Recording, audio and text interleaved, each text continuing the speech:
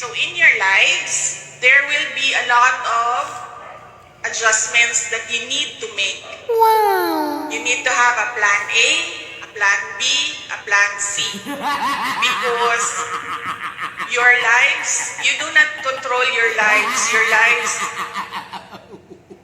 is under a magnificent God. He will put you where He wants to be in His time and in His will in His time.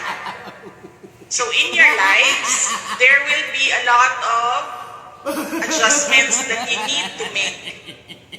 You need to have a plan A, a plan B, a plan C. Because your lives, you do not control your lives. Your lives is under a magnificent God. He will put you where He wants to be in His time and in His will in His time.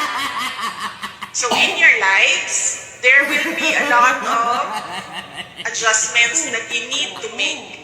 You need to have a plan A, a plan B, a plan C. Because your lives, you do not control your lives. Your lives is under a magnificent God.